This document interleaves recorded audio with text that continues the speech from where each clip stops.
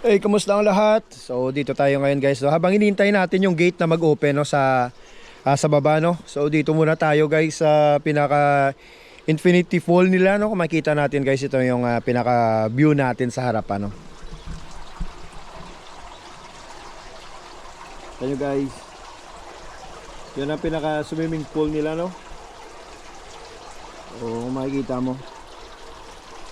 Yung view natin ngayon guys, sinantay natin yung mag-open yung pinakababa no, kasi itutour ko kayo doon mamaya guys no? Maliligo tayo sa Dead Sea no, magbabad tayo doon, titingnan natin kung lulutang tayo, kung lulubog ba tayo mamaya no, sa dagat no.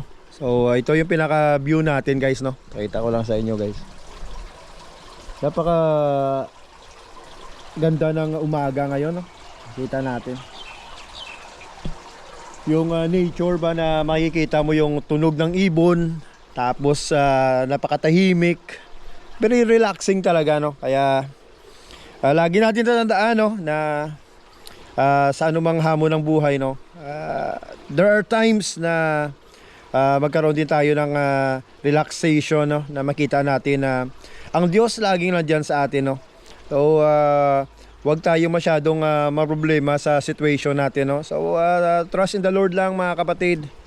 So there are times no na tayo din ay magkaroon ng kapayapaan no sa ating pag-iisip sa tulong ng Panginoon no. So ganun lang mga kapatid.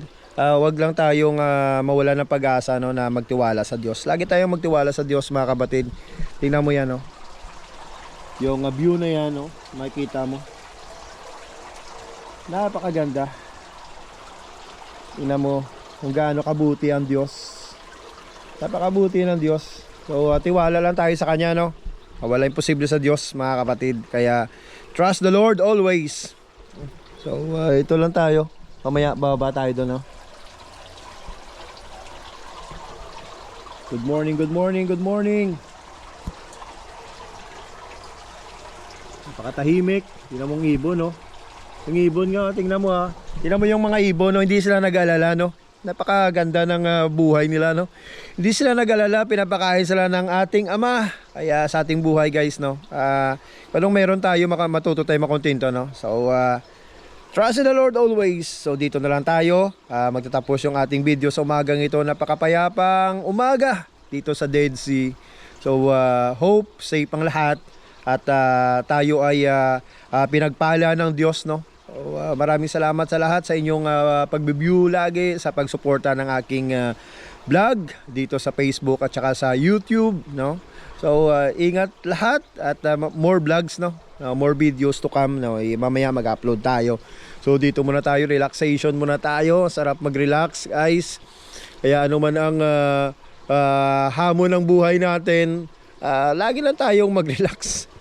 So di natin kaya no, kasi nga there are times sa buhay natin na kahit anong gagawin natin, pag hindi pinahintulot ng Diyos mga kapatid, wala talaga tayong magagawa no. So ibigay natin yung mga mahihirap na hindi natin kaya no, ibigay natin sa Diyos at walang imposible sa Panginoon. Kaya lagi magtiwala sa Kanya mga kapatid.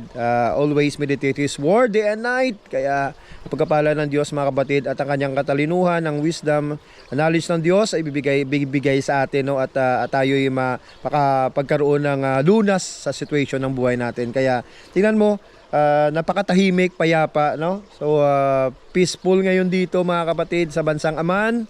Kaya huwag kayong mag-alala sa Pilipinas. Now we are safe here in Amman, Jordan.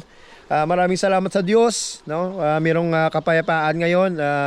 Ilang weeks yata yung kapayapaan dito no. So wala ka makikitang serene or mga kung ano mang lumilipad na pasabog. So safe dito sa Jordan, napakapayapa.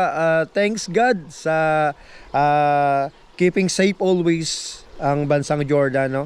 At napakaganda no ng buhay dito sa Jordan mga kapatid, kasi nga tahimik no. So neutral ang Jordan. So maraming salamat sa lahat. We are here in Dead Sea. Kung makikita natin no, ito yung place, biblical place, Sodom at Gomorrah no. Makikita natin no, famous story ni pamangkin ni Abraham, si Lot no. So we are here in Dead Sea. So maraming salamat sa lahat. Keep safe everyone. Maraming salamat dito na magtatapos ang ating morning vlog. Hallelujah.